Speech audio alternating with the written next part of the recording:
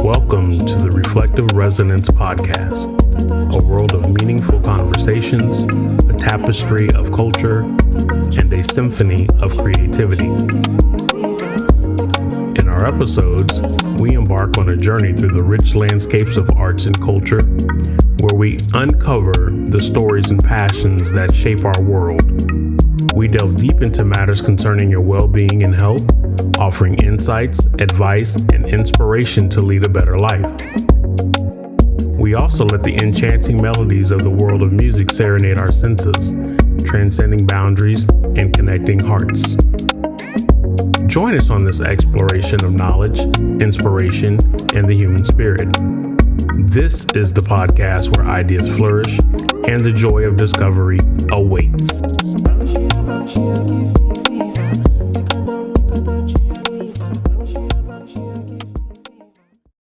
Pineville became a place where many wealthy planters had other homes. It's about 20 miles away from Eutawville, not very far, but far enough from the swampy Santee River areas that held mosquitoes and malaria during the summer months. It was during those months that Pineville became a vacation or resort spot for the elite planter families like the Gilliards, the Sinklers, the Porchers, the Ravenels, the Mazeeks, the Bonos, and others. They built lavish homes there, close enough to their rice and indigo and cotton plantations in St. John's, Berkeley Parish, but again, far enough from the thick air and swamps that carried malaria-infected mosquitoes. Those elite planter families were all connected. They were either related by blood, marriage, or both. According to what I read, the last person to have owned rows may have been the Bono family. But the first person to have owned rows may have been Henrietta Gilliard Stevens, the daughter of Samuel Gilliard from the Rocks Plantation. When Henrietta married, she moved to Northampton Plantation, more than likely receiving some slaves from her former plantation as a wedding gift. As I have mentioned throughout this book, the Gilliards rarely sold their slaves. According to research, the Gilliards, if they had to, only sold their slaves in family sets. The exception that boys 14 and up were able to be sold without their families, but they too usually ended up on plantation with extended kin. In the case of Rose, she probably started out on the Rocks, but was a house servant and moved seasonally with her owners to Pineville, but may have lived on different plantations in her lifetime as life changed. On March 26, 1865, a few weeks before the Civil War came to the end, word got out that Confederate scouts raided Pineville. They were after armed Negroes who apparently got arms and ammunition from the Black Union soldiers. Miss Myra, hello. Hello, how are you? And thank you for having me. Not a problem, and thank you so much for inviting me up to beautiful Columbia. It is a cool and breezy day for an old Florida boy such as myself, but we're taking it in stride, and just glad to have you on our very first episode of the Reflective Resonance podcast. And so again, welcome. Thank you. So, Miss Myra, if you would please begin by telling us a little bit about yourself. Okay, my name is Myra Davis-Branic, as you mentioned, and I'm a New York transplant with South Carolina roots. I'm a product of the Great Migration. My father, he was born in Eutawville, South Carolina. And actually, my generation is the first generation born out of South Carolina. But they kept the roots strong. Like every summer, every Christmas, we were always in South Carolina. Okay. So we had those roots. But I'm a New York girl. What part of New York? I'm from the boroughs. I was born in Queens, New York. And I lived in every borough but Staten Island. No issues with But Staten Island, I take it. right, no issue with South Carolina. Just didn't cross the ferry. Okay, totally understand. Totally understand. So tell us a little bit about Eutawville and what should the world know about Eutawville, South Carolina? Eutawville is a rural community with strong ties. Everybody there, almost everybody there is related to somebody else. Eutawville is a historic town. There's Eutaw Springs. It's the turning point of the Revolutionary War in the South. I think Francis Marion, a Revolutionary War hero, he was from that area. And there's a lot of things to see, but you have to know it. You know, I'm proud of that area. My family's from there. My family has been there for over 300 years, you know, Wow. since they were enslaved, and even longer if you count the indigenous side. Okay. You know, the indigenous people were the Etowah Indians, the Santee Indians, and I want to say another tribe, but I can't think of it Okay, offhand. that's fine. That's fine. But most of the people that were enslaved came from Angola, the west coast of Africa, Angola, primarily Sierra Leone. So it's a mixture of people that were there. Wow. And it's surrounded, well, before the Santee Cooper River Project, you know, Utah Creek went straight to the Santee River, and that was a lifeline to Charleston. And it was considered part of the Low Country. I still consider it the Low Country, but it's where the Low Country meets higher ground. Awesome. Okay. Yeah. So in relationship to where we're sitting now in Columbia, east, west, north, south, where is Eutawville? It's southeast, I say 70 miles. About 70 miles. So about an 70 hour. miles, yeah. An hour or so southeast. Yeah. Okay. And I'd love to definitely visit there one day. So hopefully I'll get a chance to make it out that way. So tell me a little bit about Cornbread My Soul and what inspired you to write the book. Well, several things inspired me to write the book. What got me into genealogy, incidentally, at the age of 10, I'm going to give my age, in 1977, 10 or 11, 1977, Roots came out by Alex Haley, and it was on ABC, and it was one of the highest rated shows. And I watched it with my father till the end, and at the end, Alex Haley was able to reconnect with his family in Africa on the Gambia. But after that, he did almost like a roll call of his family. He said, Kunta Kinte begot Kizzy, Kizzy begot Chicken George begot Tom begot Cynthia begot Bertha, and Bertha begot Alex. And when I saw it, I was like, Dad, I want to do that. Yeah. And he said, well, you could do that, but 10, 11, you like whatever. So there was, you remember Ebony magazine? Yes. They had a Ebony Jr. and there was a Alex. Everybody was going crazy after Roots. Everybody wanted to have family reunions, and so he brought me a Ebony Jr. and it was the Alex Haley edition, and it had a family tree. So when I got to my mother's side, she was able to fill it up. I think she went as far as her great grandparents, but my father filled up the tree. Wow. And I was amazed. And I was like, what? So, of course, years go by, I don't think about it. But then there's an incident, I don't know if you got to that part in the book. One of my cousins, Selena Davis, and her brother, Harvey Davis, posted online that they had found the grave of my great-great-grandfather, and it was a big tombstone. And so they posted pictures, and another cousin, Sylvia Davis, and Selena and I, we were in contact, and we wanted to visit it because we found out that the grave was in Eutawville on the plantation, in the slave plantation Wow. called the Rocks. And the Rocks had been first it was moved, then it was destroyed by fire, I believe. But the area is on a place called Rocks Pond Campground, which Okay. is like a camping area now. Sure, sure. But the cemetery is still back there. Okay. And the Santee Cooper River project, most of the graves, the white graves were moved.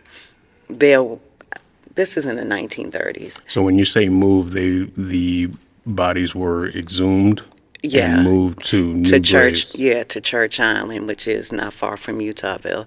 But most of the black graves, unfortunately, were submerged. Mm-hmm. And we knew, we wouldn't be able to find these graves. We knew they were under Lake Marion, which is the lake that was created to bring electricity to the area. Okay. So it was shocking when we found out there was actually a grave and it belonged to my great-great-grandfather. Wow. So we did go out there, we did see it, and a ghost story ensued. That's another story. But we did see it, and I always loved to write. This is something I love to do. I do write. So I started posting about it on Facebook, and everybody who read it, it was so long I had to do it in 3 parts. Oh, wow. So the people that read the first part, they were like, look, I want to read some more, write some more. And so I got to the second part, they were like, I want to read some more, write some more. So I did 3 parts, and I was like, well, I can't explain what happened. I don't know. But what ended up happening is people kept hitting me up, you need to write a book about it. And at first I was like, I'm not writing a book about it. But, I had to write a book You had about to it. write a book about it. And to be fair, my family has always had family reunions. My family, every third person honestly could be a genealogist. Wow. Every I third think person. that's phenomenal, and not to cut you off, but that's one of the things. That's one of my personal quests for my own family is to do exactly what you have already done. Trace our genealogy back to as far as we can go, right? Because our history is our history. Right. And one of the things that I have realized, in terms of my own personal family, is as generations leave us, so do those stories. Right. Okay. And so one of my personal goals is to retrace my own history. Okay. You know what I mean? So, of course, I know many of my people, but I think it would be phenomenal for myself to actually walk it back in very similar ways. And so can you kind of walk through, you kind of hit on, exactly, why you wanted to write the book and document the story. Can you kind of dive a little bit deeper into what was some of the process that you used to come up with the content? What types of research methods did you use? Did you physically go to these locations? Did you, kind of walk around exactly how you were able to come up with the great content that's here in the book? Okay, that's where my cousin LaCrystal comes into play, because it's 4 of us and we call ourselves Jacob's Girl. Okay. That's our great-great-grandfather, their great-great-great-grandfather. And the reason why is because we've always, looked for information. During family reunions, the family was able, and this is without computers, this is through research and physically going to Orangeburg County records, things that they could find, because a lot of those records were burned. They were able to go as far back as 1829, 1820. So with that, I did have a starting point, but through the research, I was able to get in touch with a cousin that was able to take us back to the 17th century. Not 17th century, the 1700s, I want to say. So some of the methods that I used is, I knew I didn't want to use one genealogy site over the other. I was introduced to familysearch.org when I started coming to the archives. I knew I had to physically come to the archives to find things. And in the archives, there's a burn book. It's called something else. It's called the counties where the records are burnt, and it's kept behind the information desk. Okay. You start there. And so when you're talking the archives, you're talking literally this building that we're building right sitting in here. now. Okay. Right. And I looked there, but I didn't pay attention. I knew Orangeburg County records were burned after the Civil War, but that wouldn't stop me because I knew from doing research, mostly online, that the people, and word of mouth, the people that owned us were the Gilliard family. So I knew right away that I would have to find my people through going through the slaveholders' records. So although the records in Orangeburg might be burned, in the archives they have microfiche. Okay. And so their microfiche went all the way back to the 1700s.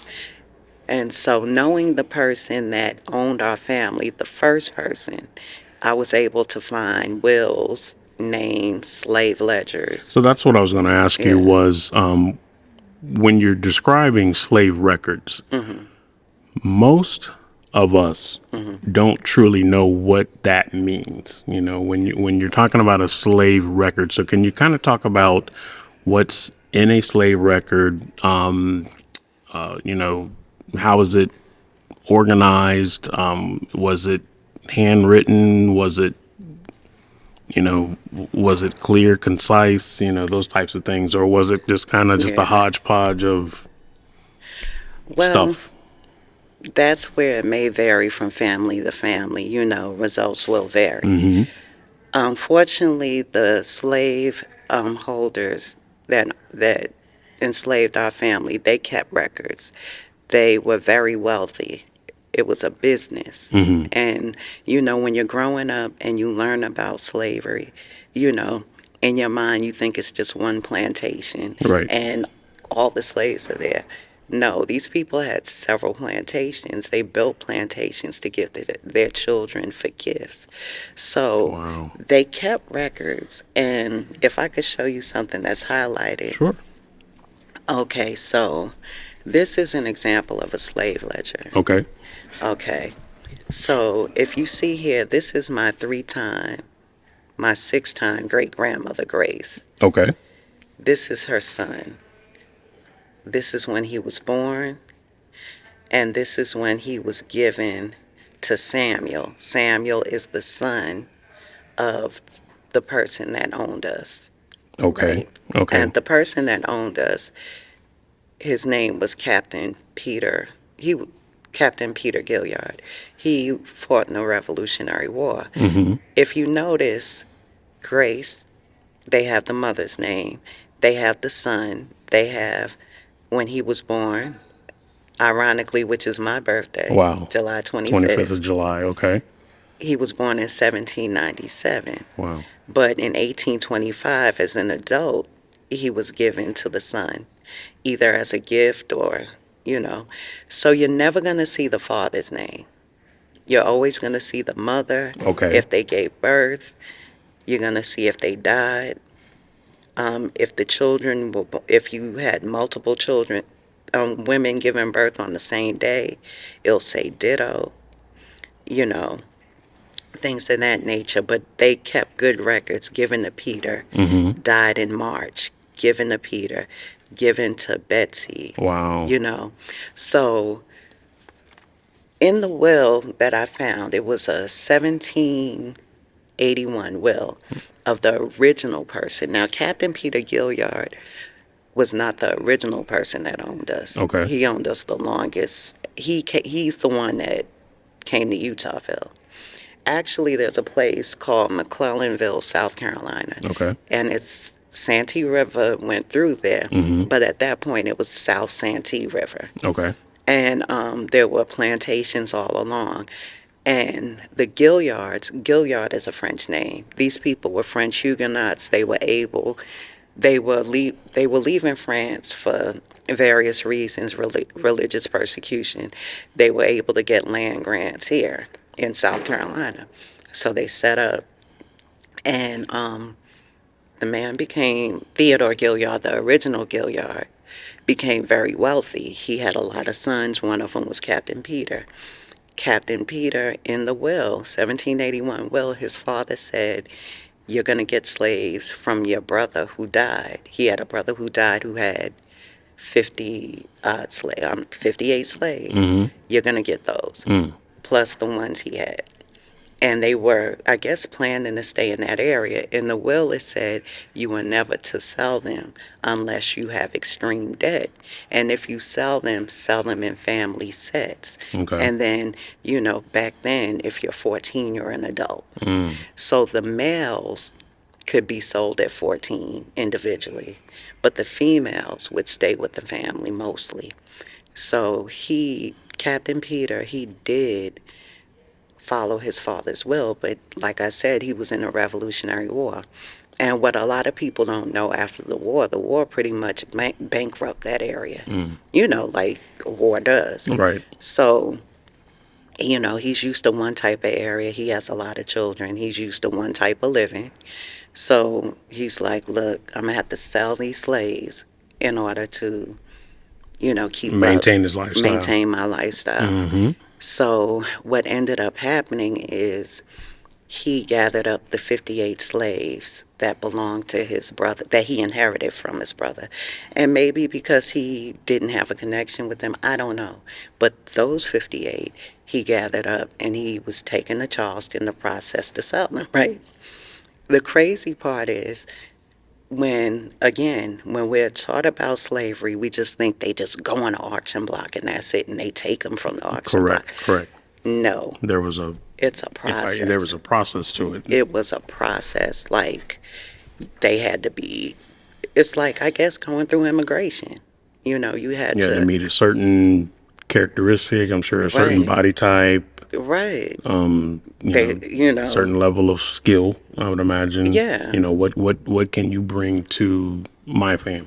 So what assets do you have? Unfortunately. So when I did research on that, because with doing family research, I had to learn South Carolina history even more, like what went on, and I'm a natural researcher. I like to dig. So that wasn't a problem. The more I learned, the happier I became. So I knew, I was like, this process would have taken weeks. 58 slaves, plus whatever else was going on in Charleston, because, Charleston was the place where, I don't want to misspeak, but I think 80% of most Africans came through the port of Charleston. Right. Into slavery. Right. So this gave Captain Peter Gilliard a chance to go to New Orleans and gamble.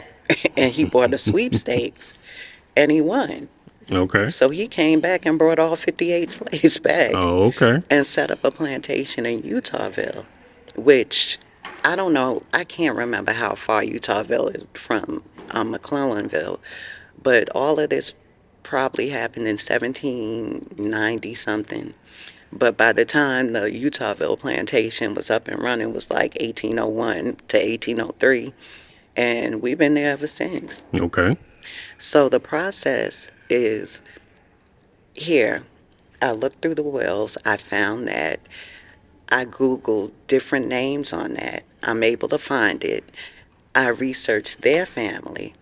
They even named certain family members in their information. Okay. The issue is, no last name at the time. And how people could get around that is, I was explaining to somebody yesterday. I said, we didn't end up in the census until 1870. However, in 1850, you start seeing 1840, 1850, but particularly 1850, you start seeing slave owners that included their slaves in the census. As part of their family. Right. No. Oh, okay. Just people, inventory. Inventory. Okay. So, but in the census nonetheless. So, of course, you have just the first name. So you might have, for instance, Grace, age 22. All right. So then you have the Civil War and the Emancipation. We individually don't end up in the census until 20 years later, 1870. So, say Grace in included in a census as property is now a person 20 years later, and she's 42. But you know that's your Grace because 20 years before, she was with these people that you knew enslaved them, and she was 22. Now you know she's 42, and these are her children because it says in this year she had a son named Jackie. And then you might see Jackie later on. But it's like putting together a puzzle. So that just kind of leads me to my next question. If someone wanted to begin their search of history, when we talk about how these slave records are formatted, is it formatted differently per slave owner? Or would you find kind of like the same standard method of record keeping no matter what family, owners were recording? Just curious. Good question. The format may be the same, but it depends on what kind of records that owner kept. Okay. Because unfortunately, you have some that didn't keep records. They burnt them, you know. But you have some families that donated them to different colleges. Like what I didn't find at the archives, and I found a lot at the archives, I was able to find at the University of South Carolina. Okay. My cousin LaCrystal and Sylvia, they were able to go, they live in North Carolina. They went to the University of North Carolina, Chapel Hill. Okay. And ironically, there's a Davis library. And Any relation or Nah, no? nah. I'm sure you've researched that. I didn't actually. I'm just assuming there's no relation. Well, no, we can't assume now. Now You're right. now Absolutely. we gotta go full speed ahead. So now Well, I we just need to found understand. out how we got the last name Davis because technically it should have been Gilliard. Okay. But So let's kind of walk around that a little bit. So, why do you say your family name should be Gilliard versus Davis? well, after the Emancipation Proclamation, or maybe sometime before that, when family names were doled out, they were either chosen by the person or the slave master might have given them the last name, or they just decided for record's sake to keep the last name. For instance, in the Civil War, there were Union soldiers that were black. After they fought, if they survived, they were due a pension. So in order for a lot of them to get their pension, they had to connect to a plantation. So like on my grandmother's side, my father's mother's side, which they're Glovers, but there were some Jenkins in the family. I don't know. But there was one who, Cambridge Jenkins, he fought in the war. He fought in the Civil War. And in order for him to get his pension, he had to go by Gilliard, one of the owners that owned him, As a way to link his records. correct. Okay. So Davis, I say it should be Gilliard because the family was owned by at least 4 generations of Gilliards. And we do have Gilliards in the family. Okay. My cousin Carolyn, well, she married a Gilliard, but she's a Davis. There's some related by blood, and there's some Gilliards not related by blood. Okay. But I bet you that's an interesting, dance to walk to. it is. That's why I told, my sons, I gave them 5 last names Okay. that you're never going to marry into. Okay. Never. Davis, Gilliard, Glover, Jenkins, you're just not going to do it. Just not going to do it. Just not going to Because do we it. never know. Right. Especially if they come from right here. Yeah. Somewhere around here. And there's more, Desaussure, a French name. Can't marry into that family. You just can't do it. But again, that just goes back to, that's one of my personal things, is you got to know who your people are. Right. You know what I mean? And if you don't know who your people are, I mean, that very well could be the case. And has been the case. Yeah, I'm sure. And, this is the South, and, we were talking about records and all of these things that some were kept well, some were not kept well. And so oftentimes when people find out, hey, your name is Clark, as my last name is, okay, now I want to research right. the Clarks, right? Right. So talk about the book in itself. We talked about how you came to writing the book, and we talked about the research methods. Can you kind of talk about how you formatted the book? Who was the book? Who was your ideal audience for the book? Was it just the general public? Was it the masses? What was it that you were trying to convey? It was actually for my sons. It was for my whole family. It was just a record I wanted to keep. Mm-hmm. And, it became personal. And actually, the title, Cornbread My Soul, my cousin Sylvia helped me with that, because cornbread was something my grandmother said in lieu of cursing. Oh. And she was actually a Glover. She married a Davis. Okay. But she was a Davis longer than she was a Glover. Very respected on Davis Hill. So I wanted to honor her by naming that. But some of the other, you said the process or The thought behind the it? thought behind, or well, who were you trying to, who was your ideal audience? My family. Your family. My family. Mm-hmm. My family. And then highlight some of the themes that were in the book, are in the book. Honestly, some of the themes, and a lot of people don't agree because it's a sensitive topic, reconciliation. Mm-hmm.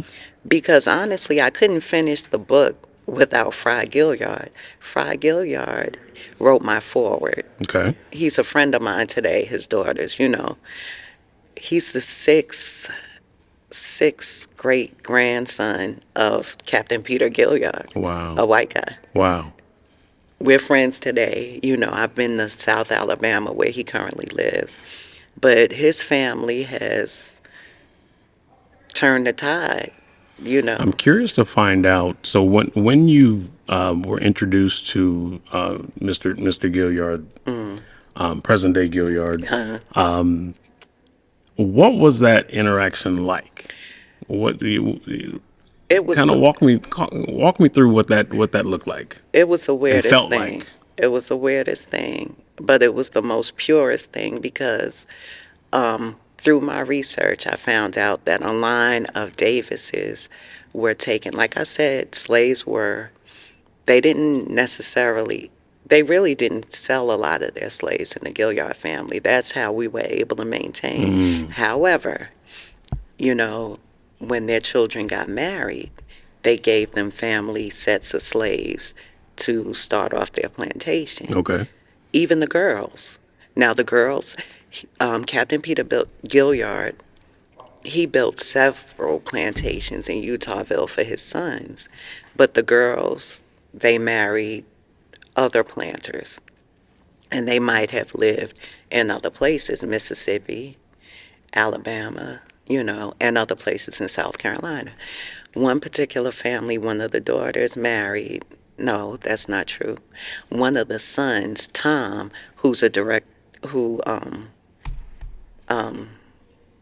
Fry is a direct descendant of Tom, Okay. one of Peter's sons. Okay.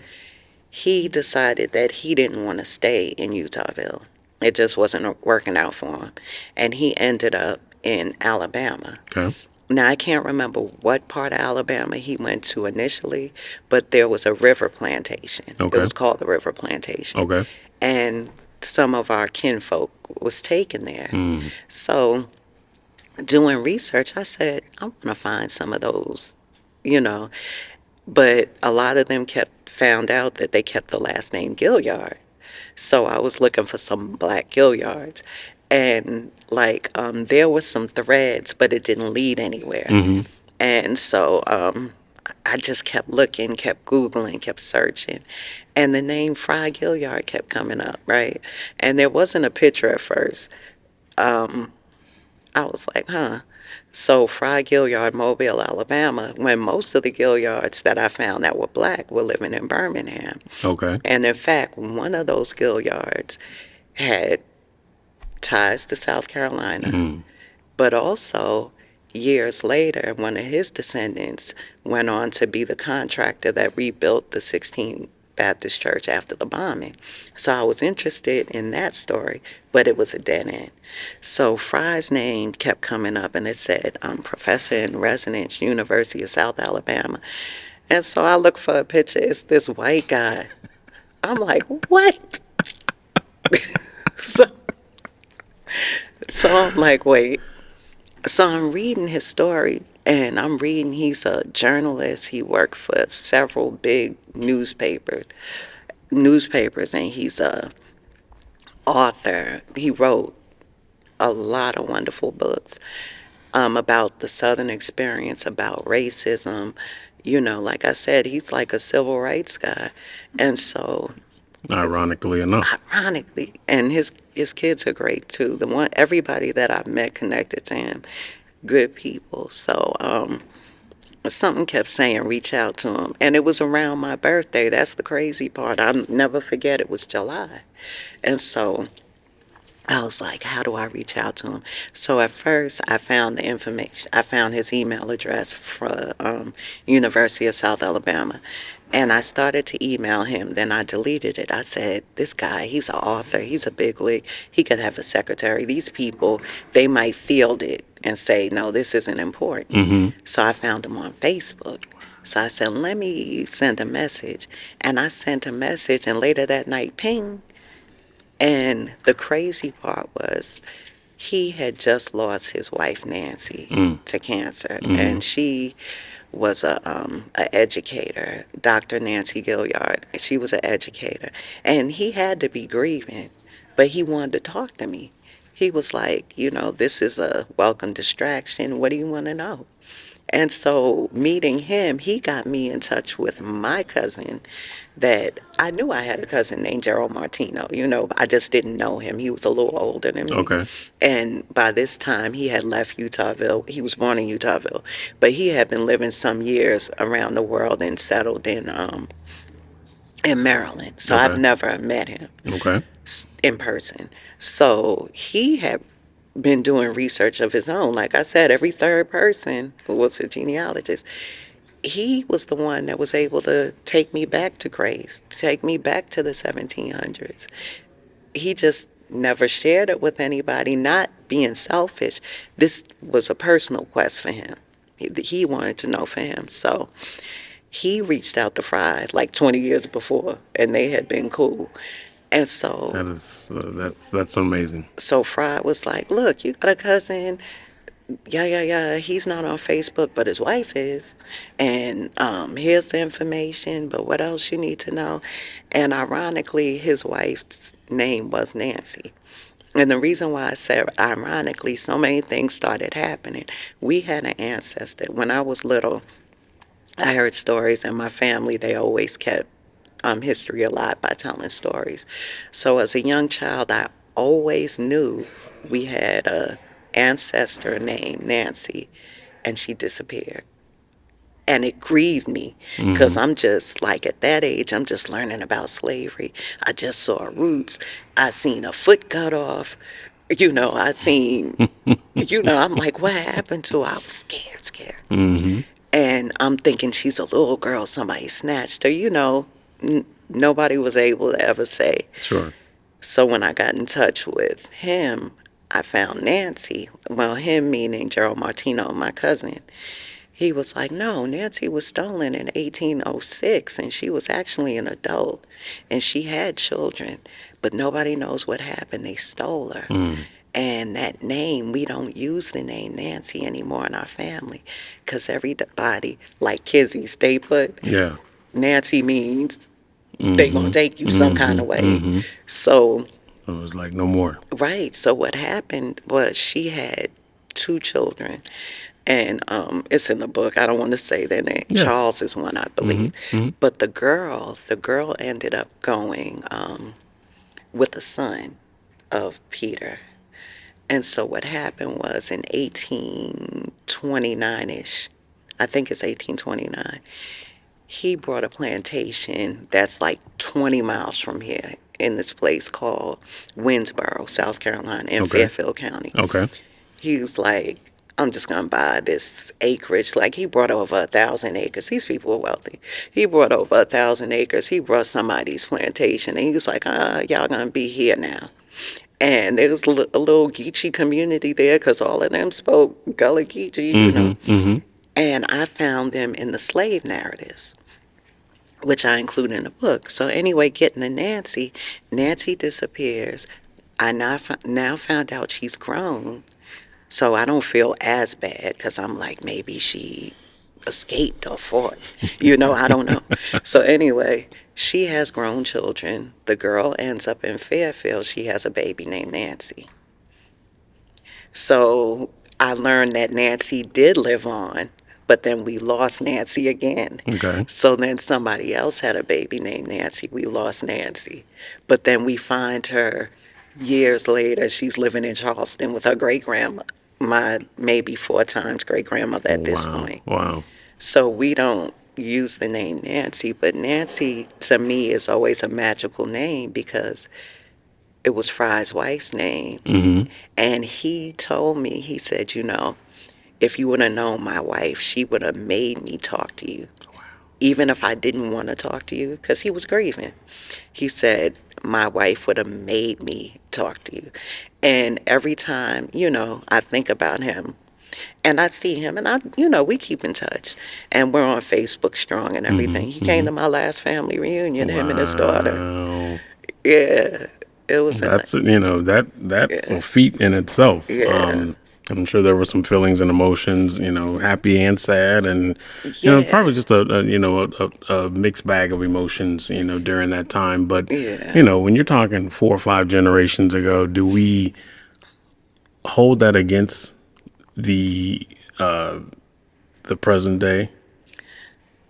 Well, that's where reconciliation comes in, because what it is, we had some family members that felt some kind of way, and there were some that were glad that they were there, most of them, and everybody was cordial.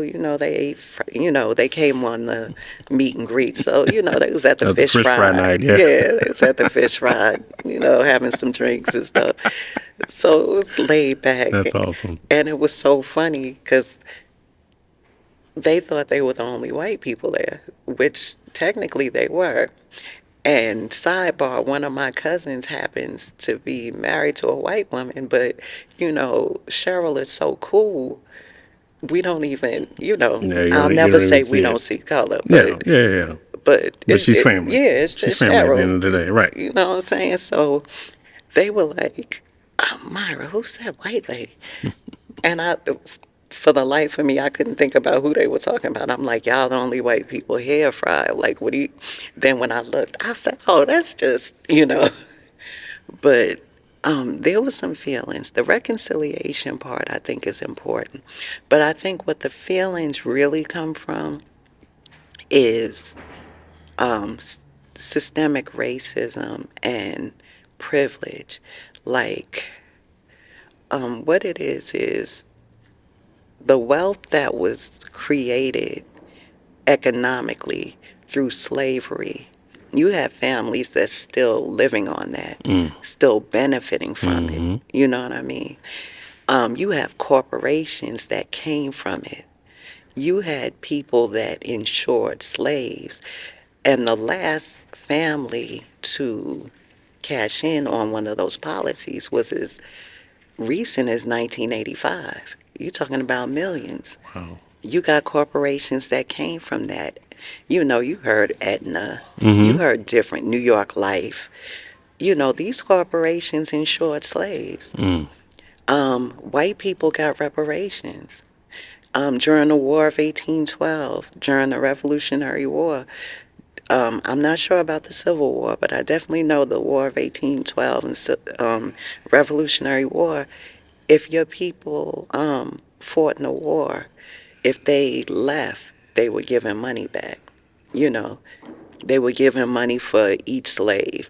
Um, and it might have been around the Civil War because I think in D.C., reparations were given around that time by Lincoln to slaveholders in D.C. So they've always got reparations. Mm-hmm. And I think that's where the anger comes from. But, I don't say anything. I let people have their feelings. Sure. But the truth is, um, the reparations wouldn't even come from the families. It would come from this corporation. It would come from the government. It would have to. Mm-hmm. We built this. Right. We built this. And had it not been for the fact that we were brought here to do this, and they were so willing to, pay the people who own the people and not the people that did the work, I think that's what brings the feelings. Sure. Sure. You know. And that's just a deep dive in itself, and I'm pretty sure we can do an entire episode centered around, Yeah. reparations and who's owed what and why and where's it going to come from. I'm intrigued by your story and how simple, I don't mean simple in a Yeah, simple okay. way, but how comfortable you are with sharing the work that you've done, not only for your book, but clearly, the researching of your family.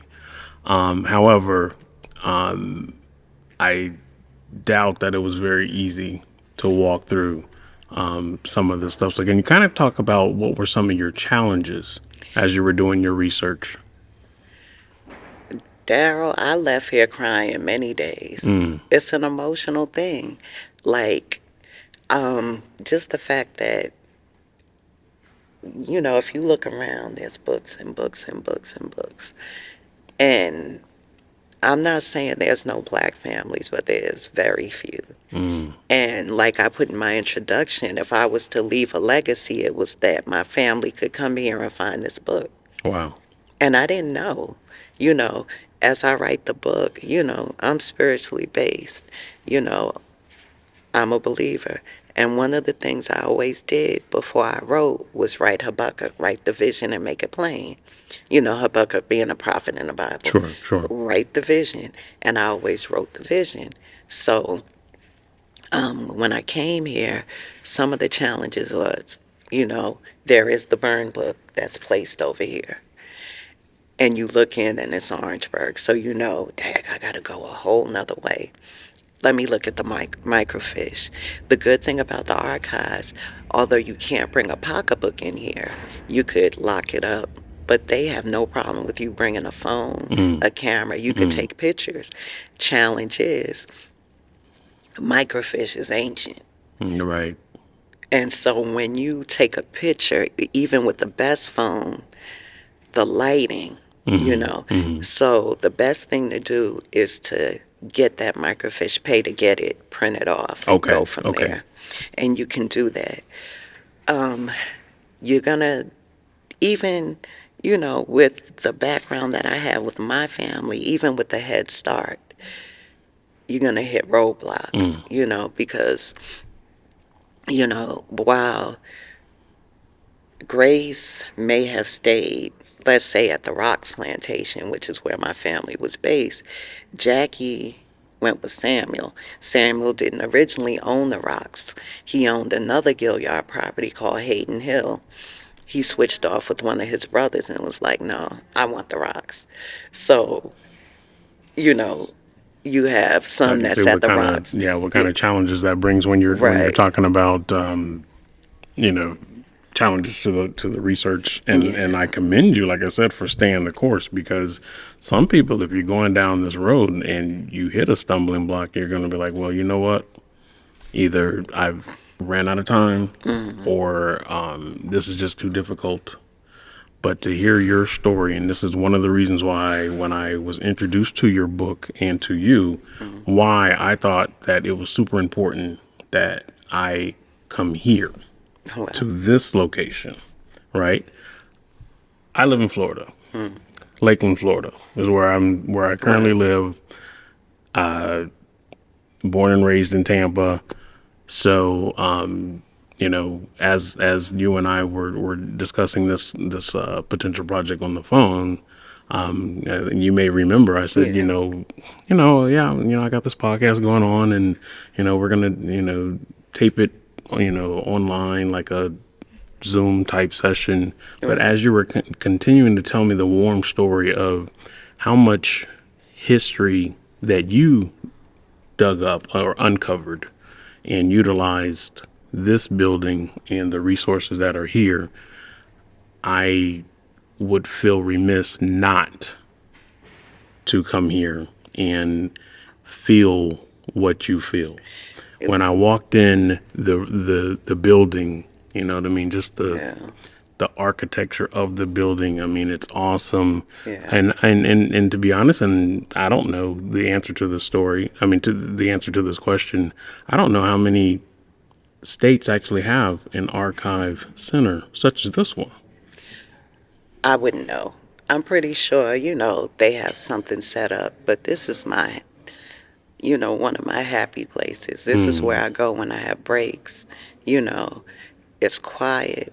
The staff is wonderful. Mr. McCauley, I believe he's the deputy director. If not the director, he has been phenomenal giving us a space because they pretty much know I come here a lot. I come here a lot. I'm almost offended when they ask me to sign in. Not to try to get the big head, but I'm like, girl, you know You me. know exactly who I am. Right. So, And one of the other yeah. things is I thought it was great to come full circle is that not only did you utilize the archives to come up with the history of your family, which led to the content that is in the book. But one of the most phenomenal things that I thought was awesome is that the archives themselves thought that your work was important enough to actually place your book in the archives. I believe there's 3 copies here. Yeah. So obviously, of course, you can go on Amazon and order the book, but I think it's just phenomenal the fact that the book itself is actually housed here and will be here for generations to come. You know Yeah. what I mean? I just think that that's like just super phenomenal.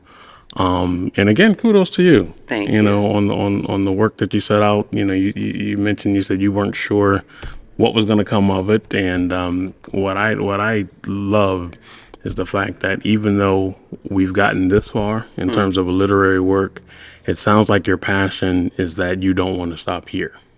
No, I don't. And I have to come back here because the other thing is, in every story is a story.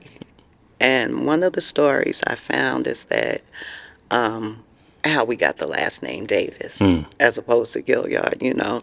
There's some, and again, this is like in the 1700s after the Revolutionary War. You know, like I said, they sold very little, but some did get sold, you know. And a lot of people don't know January was the selling season. They settled all their accounts. So whenever I look, I there are some family members that were sold and bought in the January of whatever year that was. So during the Revolutionary War, there were people that relocated, white people, I mean, from Virginia. And there was this guy who was friends with another Revolutionary War hero, Thomas Sumter, also from Virginia. They fought in the Battle of Eutaw Springs and wherever else in South Carolina. There were many battles, but apparently they did very well in that area. And so he decided to stay and to be rewarded. He was given a plantation that they weren't using, and he got some, bought and some given, some slaves. And his last name was Davis. His name was William Ransom Davis. Okay. Now, there were two William Ransom Davises, but this particular one died in 1799. He was only 40 something. He was married. He had 5 kids. His wife had connections. His wife was, I want to say, Mary Canty or Martha Canty. It was 2 sisters, Okay. Mary and Martha. Okay. Okay, whatever Canty she was married to the Davis guy, right? Her sister was the 3rd wife of Wade Hampton the first. Now, everybody knows Wade Hampton the third.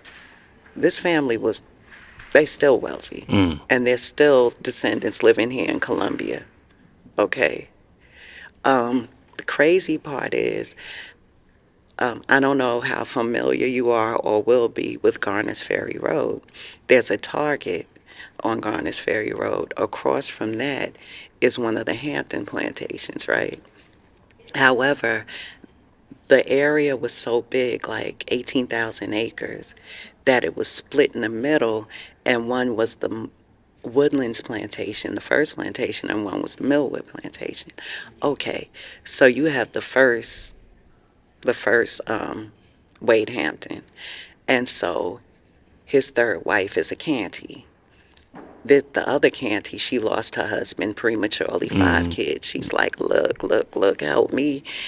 I owe money. He owes money. I don't know what's going on, but your husband is rich. Help me. So he's like, look, this is what I'm going to do. You send me 50-something, 60-something slaves. They're going to work off the debt. By the time your children come of age, and remember, 16, 17, back in the day, they're adults. Right?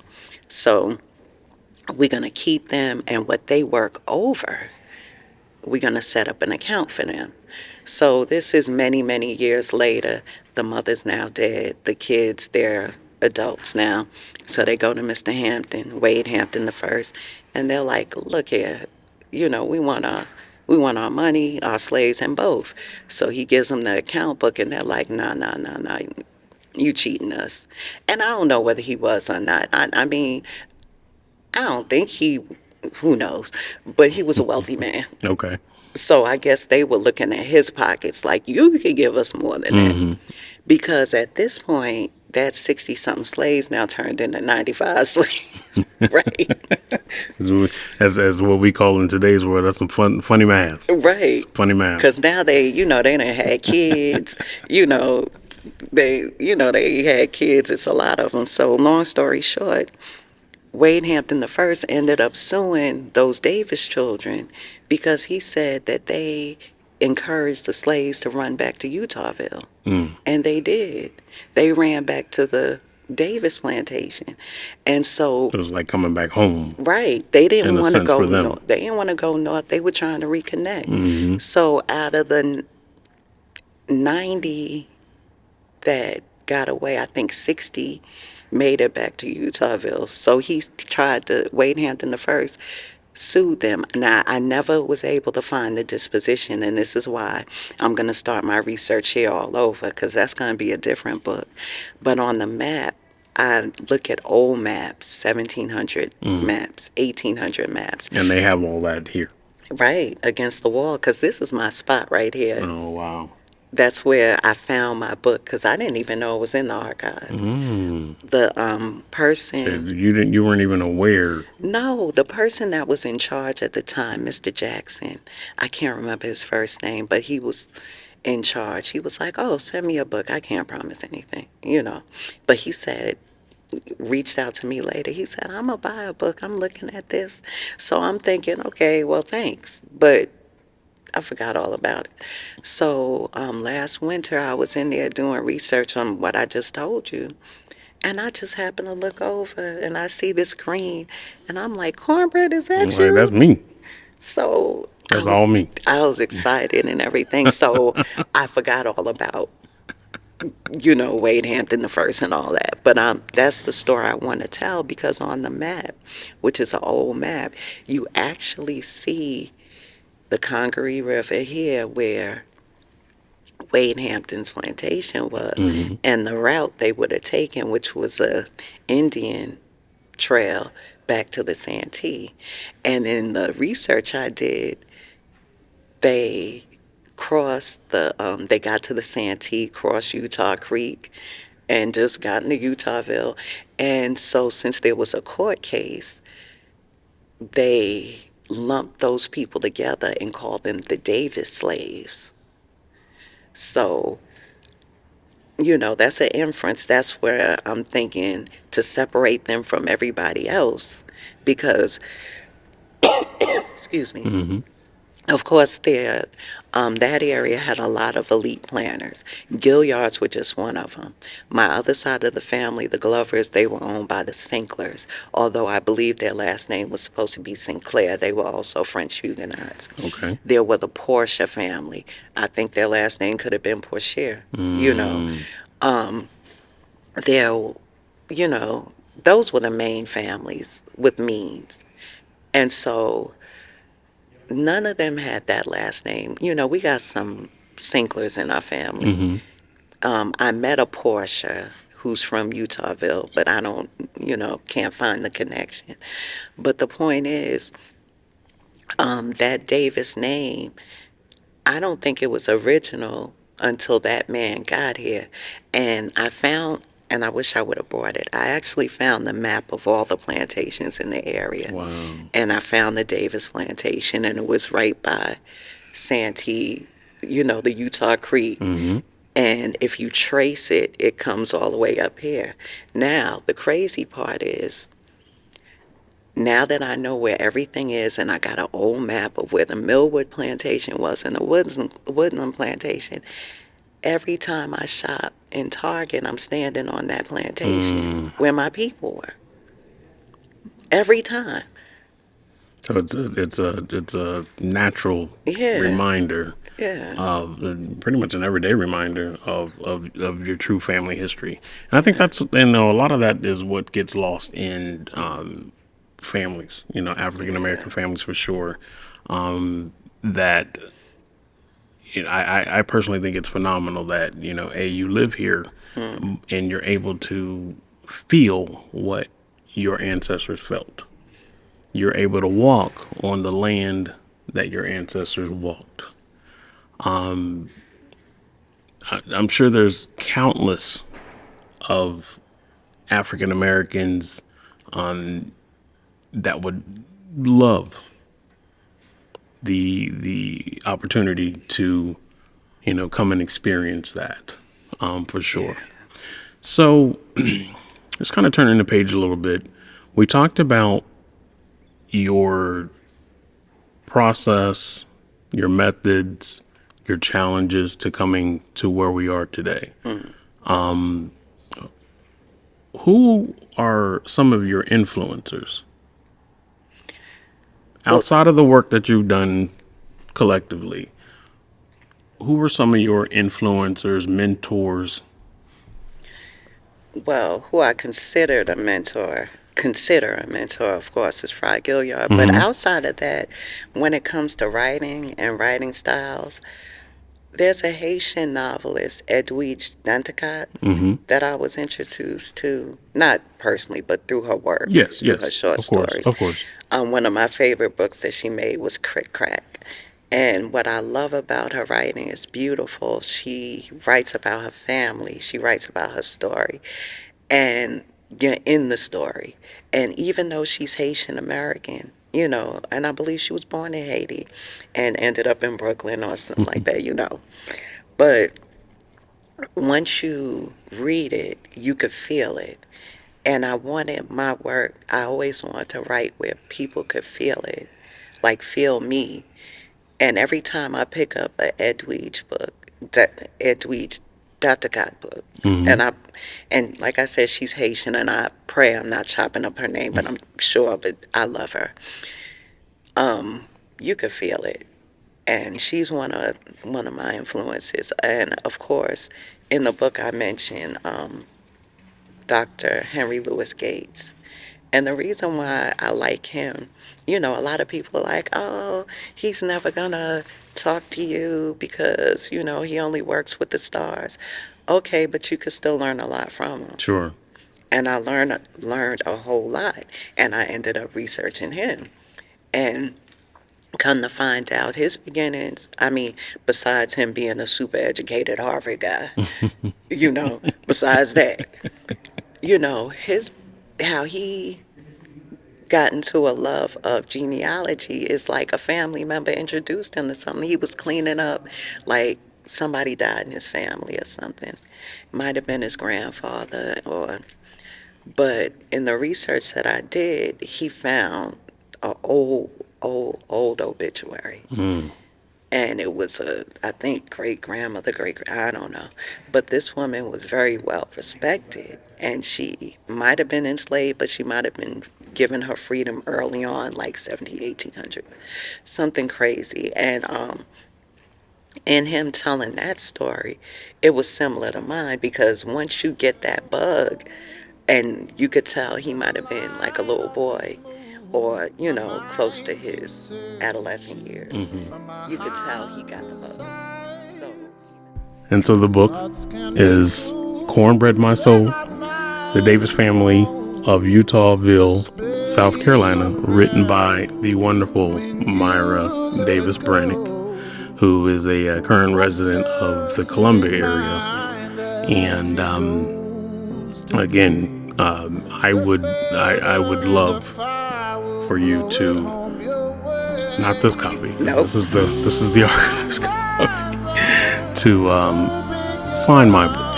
Of course. Because this will go into my own personal archives, and I just would be honored if you would just sign the book for me, please. Thank you so much. It will be an honor.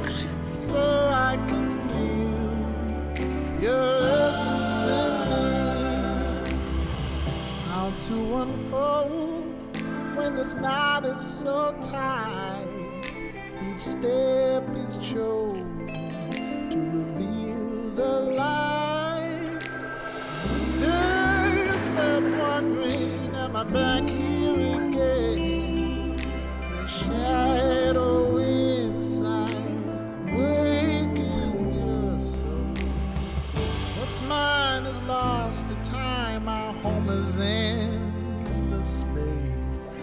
The bird who walks the line, just use those wings and rise. Moon mother, open your eyes. I just want to sign books. It's okay. I write books. That's all right. That's what you already said, that this is what you love to do. Well, every book that I sign, I always try to write it personal. And I just thank you for giving my book shine. May your podcast be a magnificent success. Wow. Thank you so much. You're welcome. Thank you so much. And so again, I want to thank you for coming on the very first episode of the Reflective Resonance podcast. I fully think that this will be a continued conversation. Hopefully we can, turn this into a part 2, Sure. part 3. Sure. Hopefully I get a chance to meet Dr. Gilliard. Hopefully I get a chance one day to meet some of your other family members as well. He goes by Fry Gilliard. His wife was Dr. Gilliard. I apologize. That's okay. I apologize. But he's Professor. Professor Gilliard. Yeah. Just know that you're a desired man. Yeah. And thank you so much for the work that you've done with Miss Myra.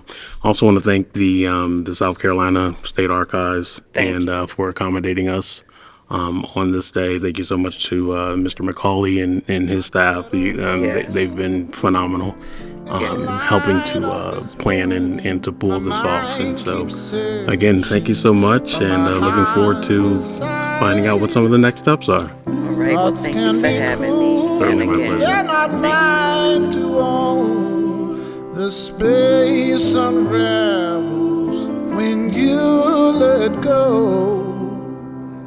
what's yours, it ain't mine. That energy goes today.